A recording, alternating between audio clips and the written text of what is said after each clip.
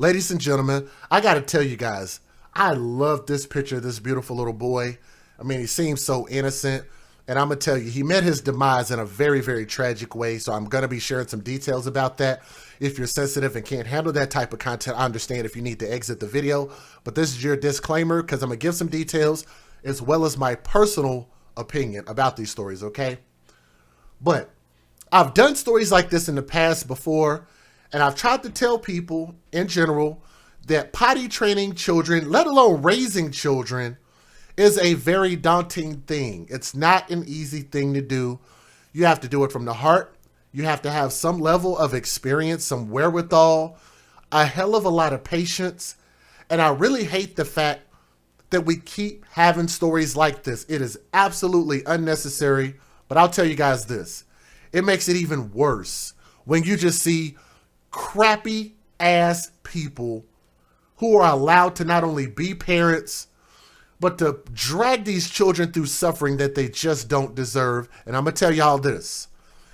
Even if one party in the house commits the crime, I think everybody who was around that allowed it to happen, didn't stand up to defend these children, should also be held accountable in court, in my humble opinion, okay? I know some states are doing better when it comes to that, but it's not enough.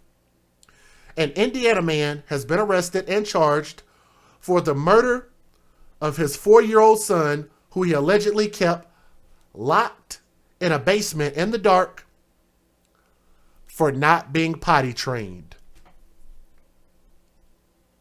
I'm going to say that again. You blame a child who is young, doesn't know anything about life, and is learning.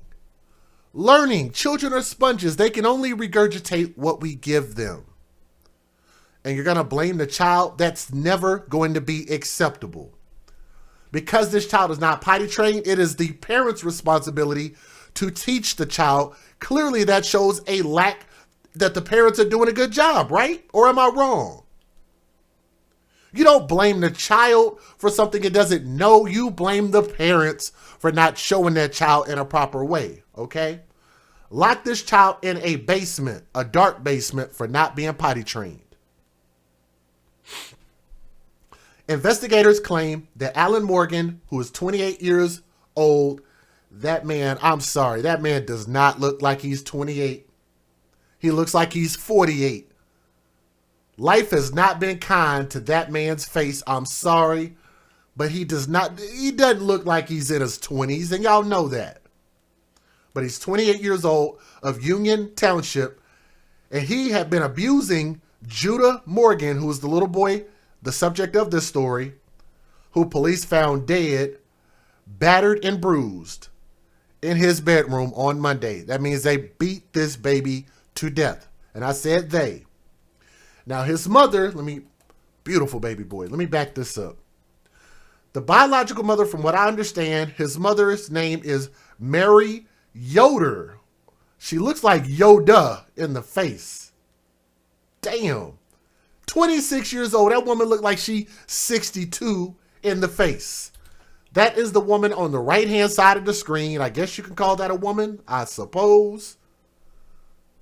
Boy, life has not been kind to her face either. My goodness. Yoda, is 26 years old and has been arrested and charged with 2 felony counts of neglect. I don't know how anybody could do this to a child, according to Gina Hullett, Morgan's cousin, and Judah's former caregiver. Let's keep going. Hullett says she had been taking care of Judah for several years before he moved back in with his biological parents in April, as per the LaPorte County Child Protective Services Department. And by the way, I'm getting this news from Daily Mail, so thank you to Daily Mail.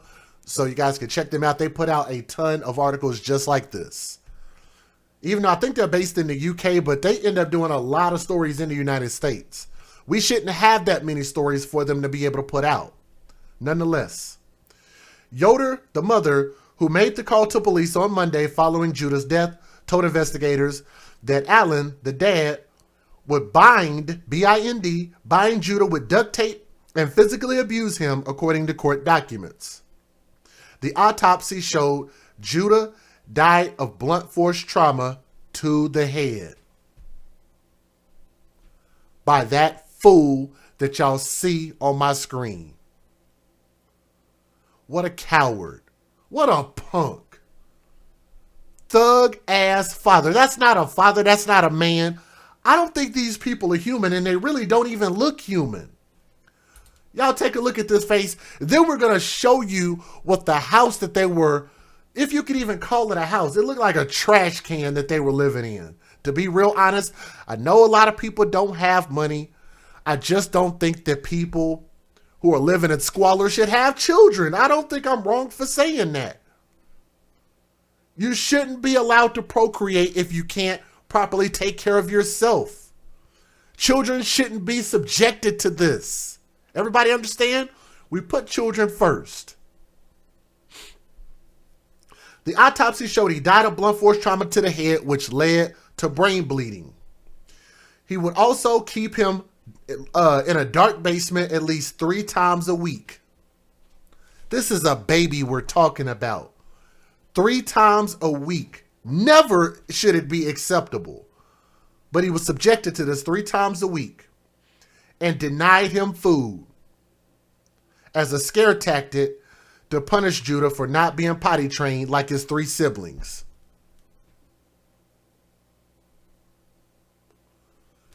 So you starve a child and scare a child and beat a child, and they're supposed to learn proper bowel habits, proper toilet habits. I'm just trying to see what this person might have thought. Y'all help me out, please. If y'all are listening in the chat, do me a favor and please click that thumbs up to help share this story, okay? Please help me understand.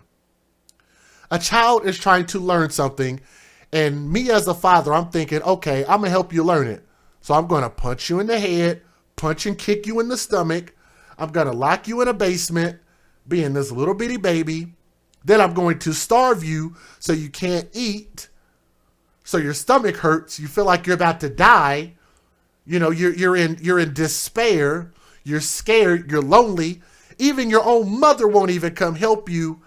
And that's supposed to teach you how to go to the toilet properly?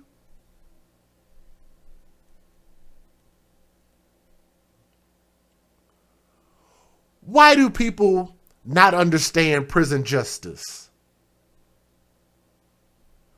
When people do this type of stuff to children, there are people in jail for things that they should be in jail for, and they still look at the abuse, murder, rape, and abuse of children as the lowest of the low thing that you could possibly do. And you actually have people out there that will actually try to defend these people, not only say that they shouldn't be held fully accountable for their charges, but then they think that they shouldn't be getting the type of treatment they get in jail. I'm not one of those people. You do that to a little baby, you get what you get. In my humble opinion. There are also some very, very peculiar things going on in that picture. I'm gonna actually make that picture bigger. I guess I combine those words together so you guys can see what was actually in the background, which I thought was absolutely insane. Hullett, who described Judah as a loving and playful, said, "I don't think it was because of his lack of being potty trained, because he was potty trained before he left my care. I think it was a fear factor." So there you go. You have somebody who said that he was already potty trained. Investigators found duct tape in the basement along with children's clothes and blankets that reeked of urine, smelled like piss. There was also a toddler training toilet filled with urine and feces. That's disgusting. Investigators also found in the home that the home was filled with trash, rotten food, animal feces. I really hope y'all are not eating right now. I'm sorry. As well as a locked refrigerator and an extremely malnourished dog kept inside of a crate. So on top of that, they starved the damn dog. Why? Because he wasn't potty trained either? I'm sure that was the dog's fault. When they were in the house and found Judah's corpse, investigators said there were no adults around, only 3 children, ages 7, 2 years old, and 1 year old. These children are back to back to back to back. And nobody noticed this at all. No relatives, no family, no friends, no neighbors. I don't understand how your house can smell like donkey ass and you don't report a welfare check. Are y'all just used to that smell? What is wrong with the people that lived around there? And I mean no disrespect to this young lady right here. This was one of the caretakers. But don't you think that when you come pick this child up or when you had this child would have smelled like this? But I know she probably gave this child back, not at her discretion, because she was forced to. Okay, but we'll get more to that here in a minute, because I know that they're talking about trying to sue CPS, but we'll get there. Let me give you guys the fair usage, and then I'll give y'all my personal, humble opinion. Let's get it. Federal law allows citizens to reproduce, distribute, or exhibit portions of copyrighted motion pictures, videotapes, or video discs under certain circumstances without the authorization of the copyright holder. This is called fair use. It is allowed for purposes of criticism, news reporting, teaching, and parody, which doesn't infringe of copyright under 17 U.S.C. 107.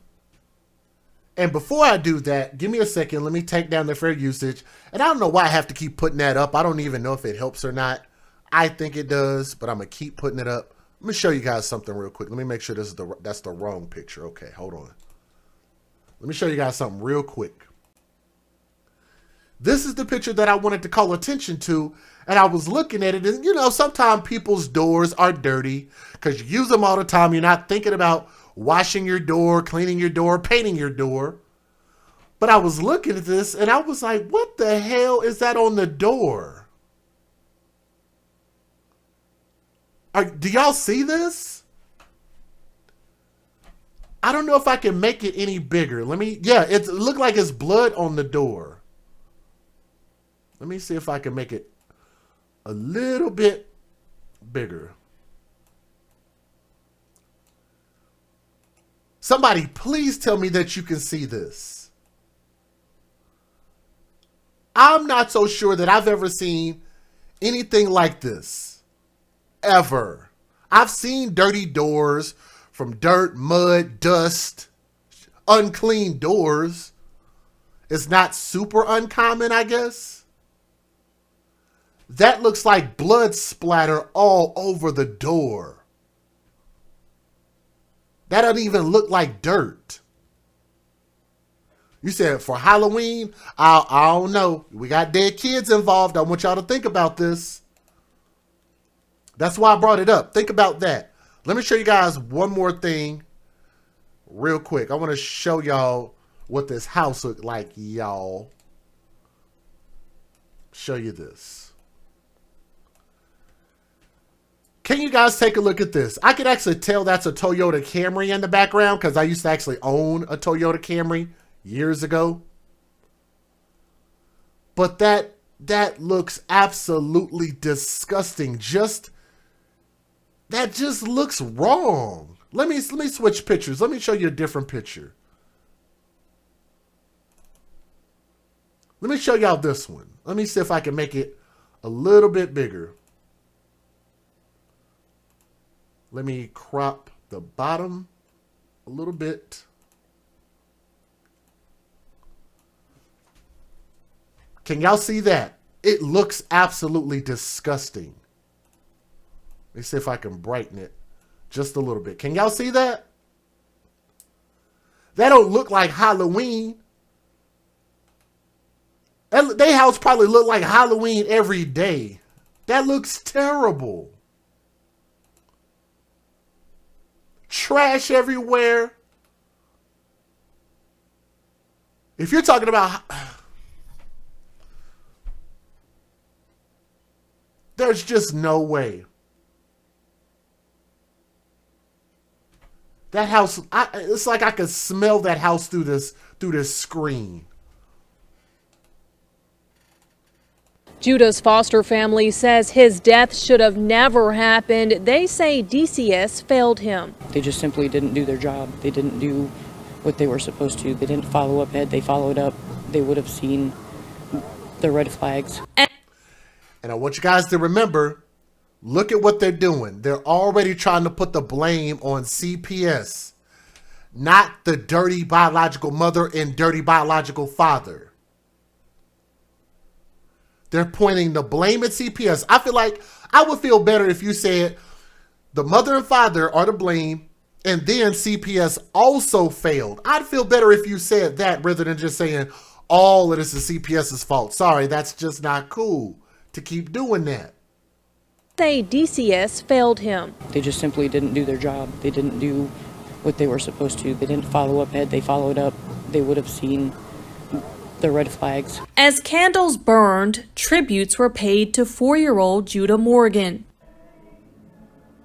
Loved ones held justice for Judah signs as community members stood together in support. It was sweet. It was loving, caring, very caring. Judah was placed with his cousin Jenna Hollett at 4 months old following abuse allegations within his home. Judah was born with a large amount of THC in his system, from my understanding. And like I said, I wanted him with family. Judah was with her for 4 years, but was reunited with his birth parents, Mary Yoder and Alan Morgan, in April. They're both charged in his death after Judah was found with blunt force trauma Sunday. What made the system give him back to his parents? Long story short, they dropped the ball. I mean, they told me on 2 separate occasions, the local county regional manager had told me that they were to file termination of parental rights on 2 different occasions, and for some unknown reason they failed to do so, and all he could do was apologize, and he said they just had to start the case over. According to the police report, Judah's mother called 911 stating Judah's father lost his temper and hurt him. Investigators found Judah inside a bedroom naked, covered in a blanket, with bruises all over his body and on his face and head. His mother told investigators Judah was sent to the basement around 3 times a week for punishment for not being potty trained like his other 3 siblings in the house. I'm going to rewind that so y'all can hear it again. The mom knew this was going on the entire time. Look, I'm going to be real with y'all, and I'll tell y'all this again. I think the laws need to be changed. And I think that if a parent like this, and they need to stop making excuses for these mothers, oh, she knew about it, but she didn't do it. I think you should be held just as accountable for doing it if you knew what was going on and you didn't do nothing to stop it, nothing to report it, nothing to save this baby. Don't y'all think? I think you should be charged equally. So if he gets a murder charge, you should get a murder charge. If he gets life in prison, you should get life in prison. Do y'all agree? I think that's a great solution. Not good, great. Like Tony the Tiger would say. Great solution. A bedroom naked, covered in a blanket, with bruises all over his body and on his face and head. His mother told investigators Judah was sent to the basement around 3 times a week for punishment for not being potty trained like his other 3 siblings in the house. The lights were purposely shut off as a, quote, scare tactic, and food was withheld from him. He was potty trained when he was 2. The report also shows Judah's mother said Judah was forced to stay in the basement naked with only a fuzzy blanket for days before being allowed back upstairs, and that his father... What is up with these people and naked babies? I don't know if y'all caught that the way I caught that. I'm just like, my mind automatically goes to the worst thing. And I'm thinking, why do all these children end up naked? Not in this story in a bathtub, but a lot of these children end up naked, dead, and in bathtubs. Like bathtubs and naked children and dead children. It's just really weird.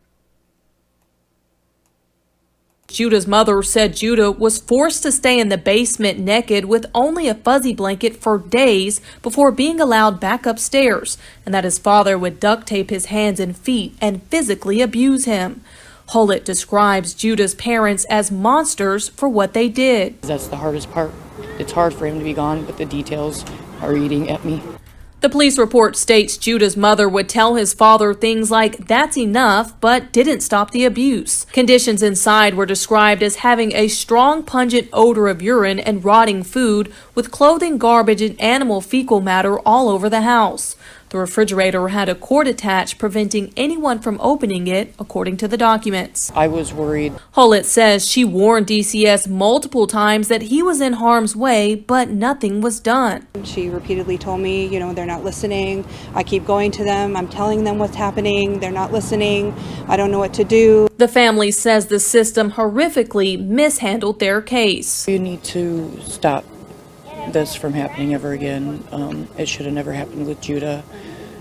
He was safe and loved, and I'm not gonna lie, that does sound very similar to Takoda, Takoda. If y'all look that story up, it's on my channel. It actually sounds a lot like that story.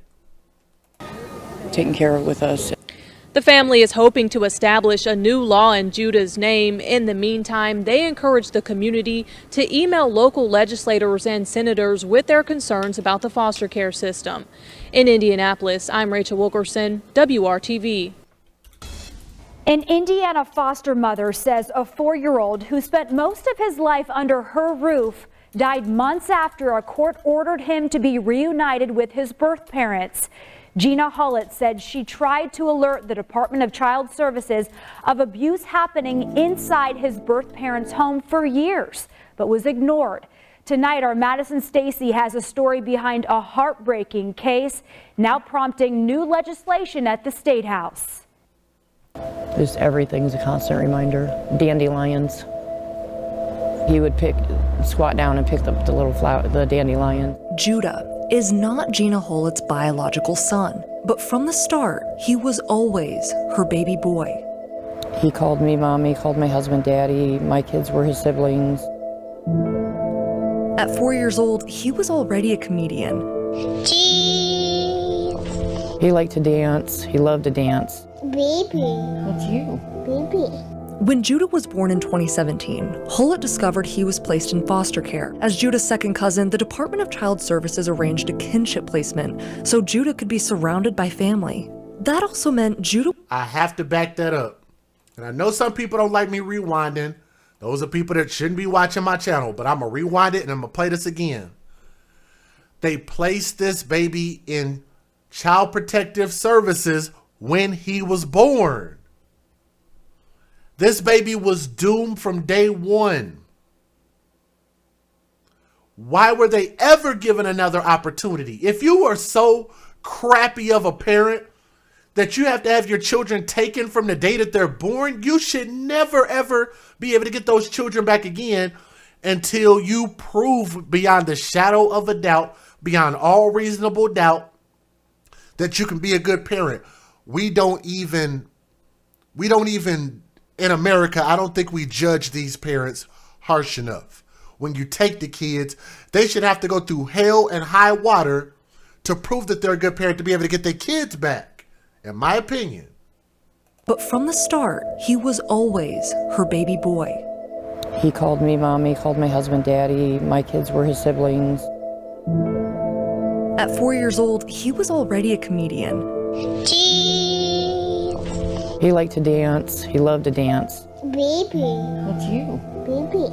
When Judah was born in 2017, Hullett discovered he was placed in foster care. As Judah's second cousin, the Department of Child Services arranged a kinship placement so Judah could be surrounded by family. That also meant Judah was required to spend some of his time in the home of his biological parents. Early on, Hullett suspected abuse at the home. It's very, very sweet and loving up until he would have visits and then he would come home angry. Hullett says she tried multiple times to alert DCS to the potential abuse, but that they never acted on her claims. I'm screaming for help and nobody's listening. And I'm going to tell y'all this. Another thing that bothers me about this.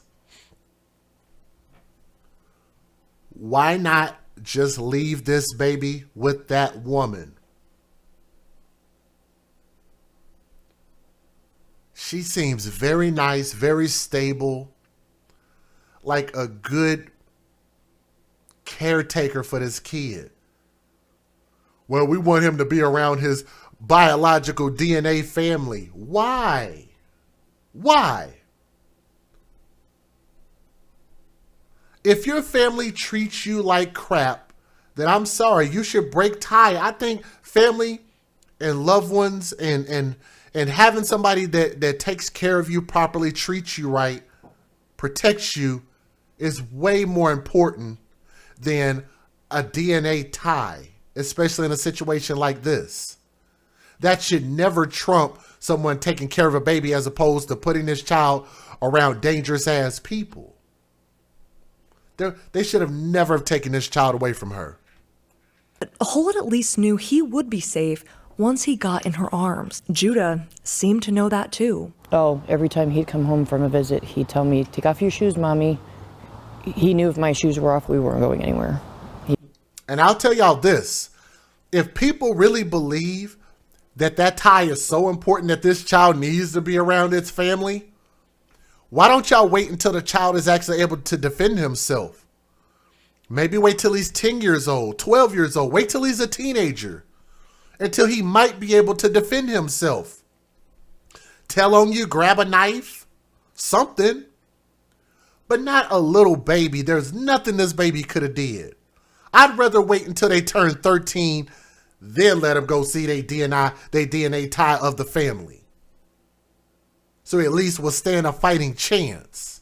He wasn't going to visit. We were staying at home. He would scream and they would have to pry him off of me because he did not want to go to visit. In April of 2021, Jenna says a judge mandated that Judah be sent back to live with his biological parents for a trial home visit.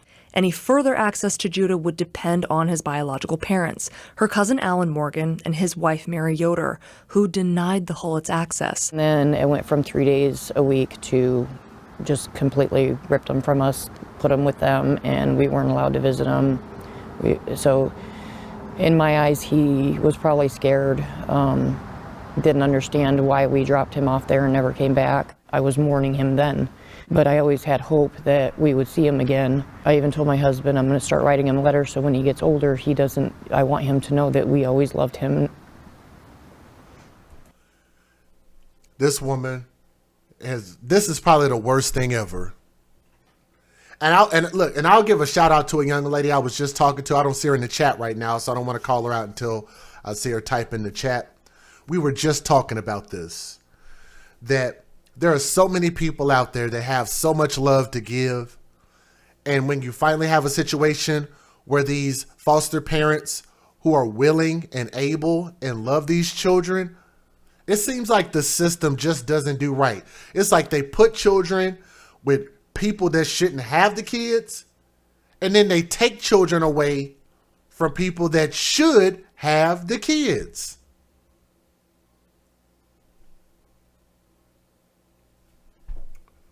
Maybe that's a field I should have to go into. I'm getting a little bit older, and maybe I should pick up in a career field like that. Join CPS, DPS, or whatever it is, DCS. Because I think that I can sense when a parent is just a bad individual. I don't know what these people are seeing. There is nothing about this woman that says to me she should not have full custody of this kid. And then you look at the parents. Look at the parents. They look like meth heads and crackheads. Like they spend their life digging through the trash can and swimming through trash, just like their house looks. You can't look at that and visually say, you look stinky, you look funky, you shouldn't have kids in your possession. On the other hand, she looks stable and sweet and nice. Keep the kid. Keep the kid. Simple. And then guess what we do if we don't have that? We don't have a dead kid, and they're not on my channel. They're in her possession, and this kid can grow up and become something great. This is what upsets me. But those are words of love Judah never grew old enough to hear. On October 11th, police found 4-year-old Judah, the boy who loved music and dandelions, dead on a bedroom floor of his parents' home. Court documents show he was found naked, covered only by a blanket and bruises. An affidavit also shows Mary Yoder told police her husband would shut Judah in the basement, naked and alone, dimming the lights as a scare tactic. She said Judah was bound with duct tape and beaten as punishment for not being potty trained. Only the other thing I can do is try to make sure that it doesn't happen to anybody else. I'm tired of hearing about the system failing children and babies, and nobody should have to bury their child. And although I didn't give birth to him, he was my baby. Broke this woman's heart for no freaking reason. And Judah's story has caught the attention of state lawmakers. State Senator J.D. Ford met with members of the Hullett family. He just filed a bill that centers on making changes to what information DCS must include in their end-of-year child fatality report, specifically about children with a previous history of abuse. We need to get this information, and we need it sooner rather than later. We need to do more. So Gina keeps pushing, because for Judah, it was already too late. I'm having such an overwhelming amount of stress. I'm only doing this because I want awareness for other children. I want justice for Judah. It's the only way that I can pay him back, is to try to get justice for him, because it didn't have to happen. It shouldn't have happened. He was happy with us. That's insane. That is insane. I'm going to finish telling y'all the rest of this story because I might have left out a few parts. The mother, Yoder, who had just given birth to another child, allegedly sent a message to her brother-in-law asking for help just before she called 911 on Monday, and the mother reportedly said that she could have put a stop to this, but she didn't. And I think that might be the brother. I'm not sure that they're talking about. I think actually it is. Yeah, that's the uncle. That's Jesse Morgan, Judah's uncle. Yep. Okay. The 3 children were sent to live with the family members, and the newborn was put up for adoption. Jesse Morgan, Morgan's brother, said that his family was completely shocked to find out his brother was charged with torturing and killing his nephew. Okay, so that's... Anyway. I don't think any of us have really come to terms with it or woke up from the nightmare, Jesse said, as his family held a small vigil for Judah at the family's home. Jesse also blamed Child Protective Services. They're putting the blame in the wrong place, even though they did mess up. I just think that that should come second to the parents failing this child, who he claimed never checked up on Judah after putting him in the parents' custody. LaPorte County Children Protective Services Department did not immediately reply to the news request for comment. Both Morgan and Yoder are in LaPorte County Jail, and prosecutors have filed a motion to seek life in prison without parole for Morgan. They both deserve life in prison. But again, I just think that's incredibly sad. The kid was fine with the foster mom. Why not leave him there? This little boy could not speak for himself, nor could he defend himself against the tyranny that he was forced into. They took him out of that home for a reason, and I think he should have been left out of that home for obvious reasons. That house looked like crap. Those parents looked like crap. They acted like crap, smelled like crap, treated this little boy like crap. And he deserves so much better than that. And I'm going to tell you something that I found that was better than a GoFundMe. And I'm sure some of y'all are wondering, well, DJ, what's better than a GoFundMe? How about this? And I'd like to give a shout out to whoever created this account. I'm going to put it up on the screen so y'all can see it. Let me blow it up, make it bigger. This is a website called change.org. Some of you guys might be familiar with this website. But what they did is they're actually calling for change as opposed to begging for change by way of GoFundMe when there's a dead child. Hold LaPorte County DCS liable for the death of Judah Morgan, and they have already gotten some signatures. I think they're up to about just under 1,500. So if you guys want to follow that, you can actually look it up. By way of this title, hold LaPorte County DCS liable for the death of Judah Morgan. Should be really, really easy to find that on change.org if you guys want to sign that petition. For the people who are watching, if you'll look at the number of people who are watching, we can easily get this amount of people to go do something as simple as this. It's free and it does not cost you a thing. But you can help share the memory of this baby and help get justice.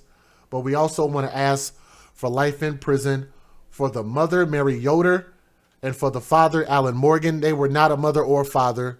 That was just their biological function that allowed them to bring this beautiful child into this world and took his life for no reason. Beautiful baby boy. Young Prince. R.I.P. He deserves so much better. But make sure you guys share his story and continue to make sure you check us out on the AFC podcast. And I hope that when we do an update on this story, the next thing that we could tell you is that the mother got life in prison, the same as the father, because I think they equally deserve blame for this, okay? Beautiful baby boy.